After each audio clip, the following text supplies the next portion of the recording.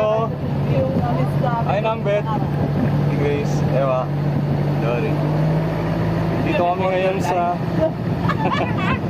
Dito kami ngayon sa... Ano to? Bando. Yun. Going to Binwangan. Hello.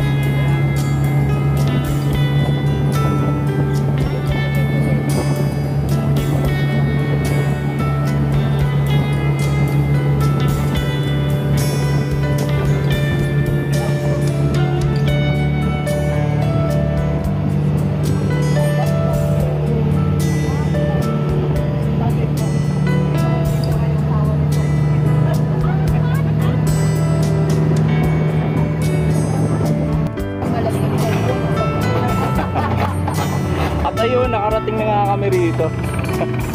Yun o. Kabata, may nahulog payong. Payong.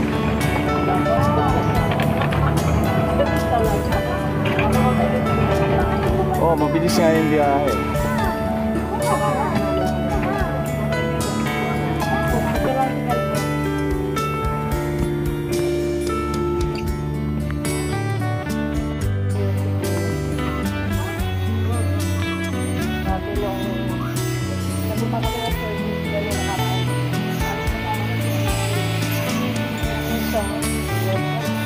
Ganda.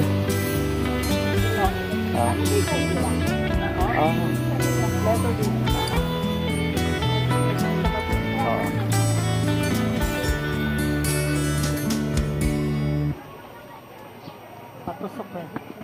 Sakto yan. Pagdating natin doon, lalabas na.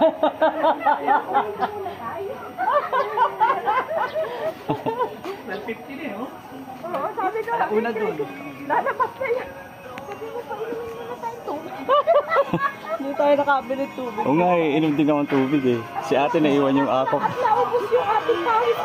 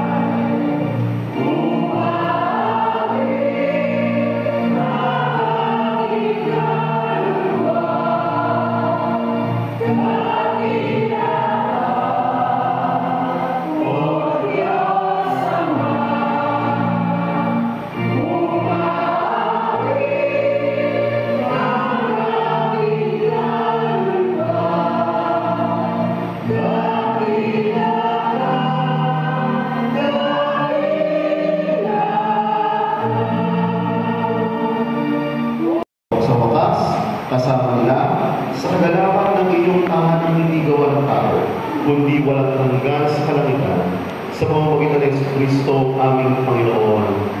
Amen.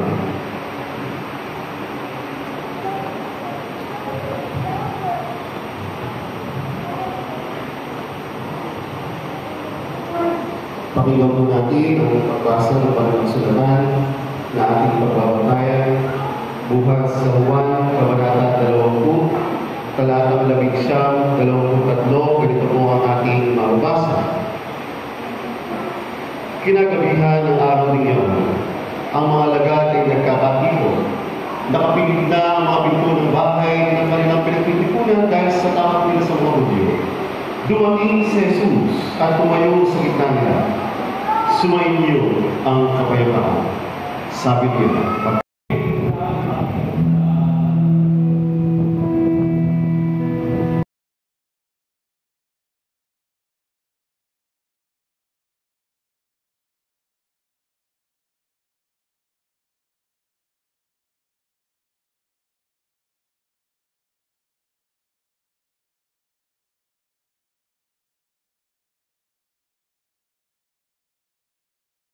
naturalesa ng tao, tayo yung umiiyak. Kapag hindi mo tayo umiiyak, hindi mo tayo natural. Pagka meron kong nawawala ng manis sa buhay. Alam niyo, kapag umaawin mo kayo dito, pinagmamasal ko si Tatay Ed, naiwan mo sa ulan ng tiket. Pinulog kayo, kinayo mo yung litrato. Nakakiti mo yung litrato eh. Kaya habang nakatingin mo sa inyo nakakiti mo si Tatay Ed. At napakaganda mo ng inyong awit. Nabalita nga ako ni G.S. Joel. Doon nabubuhay daw si Tatay Ed ang gusto-gusto niya. Wala din na mga po. Matagal na yung nakasama sa panahon na siya'y masaya, sa panahon na siya'y nalulungkot, may pagluha, may mga problema, may saluhan. Pinahiram siya sa inyo ng Diyos. Pero ito na yung pagkakataon na siya'y palalayahin ko na at ibabalik ko na sa tunay at kakilang ng lupa. Mga minamahal ko mga kapatid, palayaan natin ang malaya ang Tito Ed nang sa gayon, yung kanyang larawan na masaya sa atin, yung kanyang larawan bilang ama para sa iyo, manatili at lagi matandaan, siya yung regalo ng Diyos sa iyo. Ang minamahal mga kapatid, sa ating lahat, sa nakapakinig ng misaya ng ating Panginoon, pagpalain tayo ng Diyos. Sa pangalan ng Ama ng Anak ng Espiritu. Amen. At dahil po sa aming pamilya, nagpapasalamat po kami sa mga nagmamahal ng Tatay Ed at sa pagmamahal na ibigay po sa kanya. Sa mga nagramay, pagulong at nagramay sa huli, ay hindi po sa inyo. Sa paraang niramdam po sa kanya ang halagahan niya, may share lang po ako.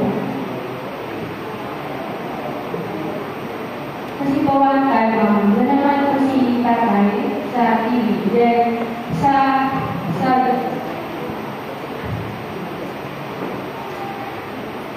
talabas na no, kasi may character na kumbaga yung character no, then, tinanong si Tatay. Then, tinanong ni Tatay na, parang wala daw nakakaalala sa kanya. Parang kasi napanood niya lang yun. Bigla siya mag-open na dami daw na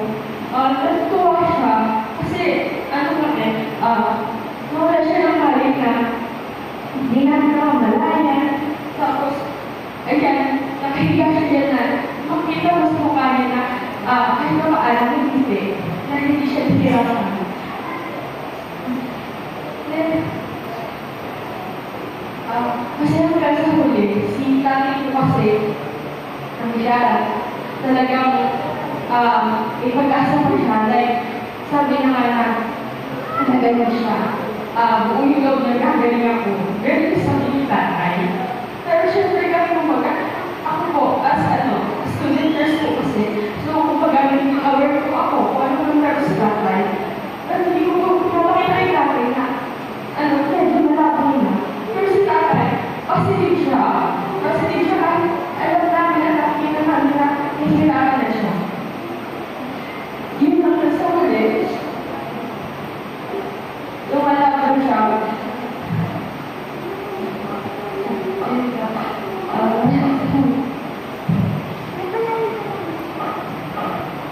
Ibigyan man magwawakas ang iyong pagmamahal. Kapag sumala ang lahat, ikaw ang iyong Diyos, dinadalangin namin sa iyo ang isa't isa, sa gitna ng aming pangangailangan at ang lahat sa aman, nang naliligtan natin sa aming sa araw ito. Siguro kami ka nagkaalinlangan, pinagkakaroon umalang at mahinay daras, sa lahat ng nagkasala awa, sa lahat ng nagulumbay ang iyong pakaipan. Panatilihin mo totoo sa aming pagmamahal at ikinagpupukok namin sa isa't isa. Sa lahat ng aming nalabay, iniwala kami sa iyo at sa iyo, kasama ng iyong iglesia, sa daigdig at sa langit. Naalin namin ang pangalan at kapangkingan, ngayon at sa walang hanggan. Amen. Ang pamilya po, sige po.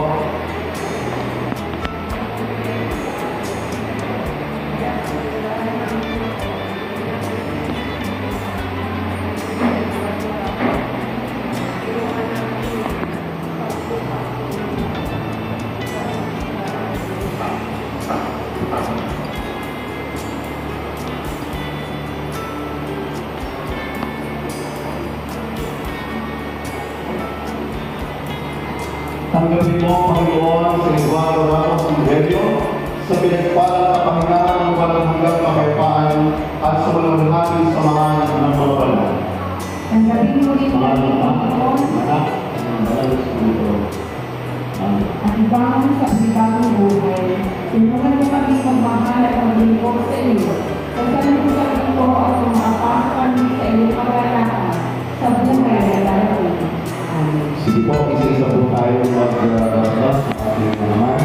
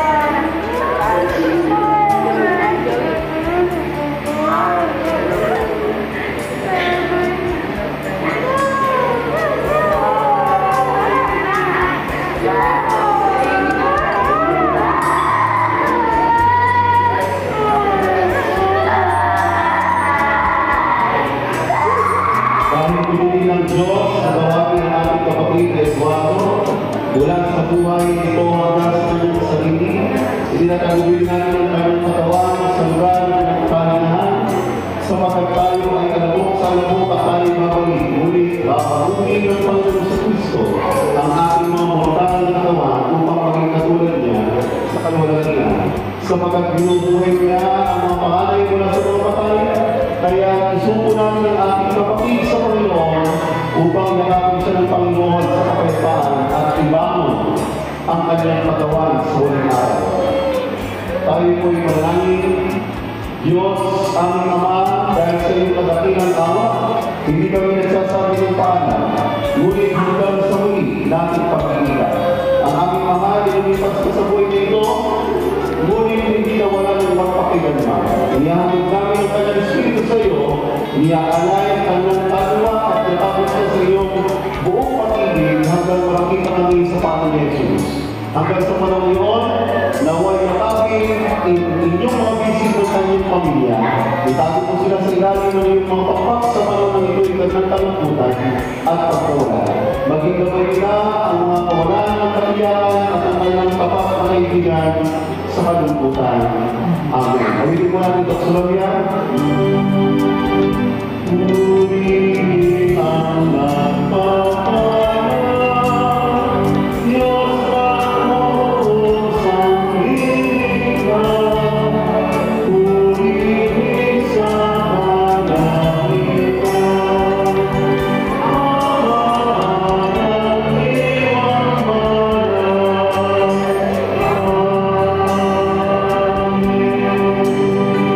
At ngayon, bagaman ang pamilya ito ay nasa panahon ng pagkasanamahagyan ng kalungkutan, ngayon ng pagluha at pag-iyak. Naniniwala tayo ang gagabayan tayo ng Diyos dahil ang paggabay niya sa kanyang kapatid na Eduardo Silverio. Kumain tayo tagalay pag-ibig ng Panginoon. Bagaman matama ng tahanan ay nawala na sa atin, subalit magpapatuloy ang legasya ng pananampalataya sa buhay ng kanyang mga anak at ng pamilya. Kasama na rin ng ating ng Ginawaman United Ministries. Mahitayin taglay ang biyaya at pag-ibig ng Panginoon sa mga lalaman na nanganak ng banal na Espiritu, ngayon at magpakailan pa man. Amen.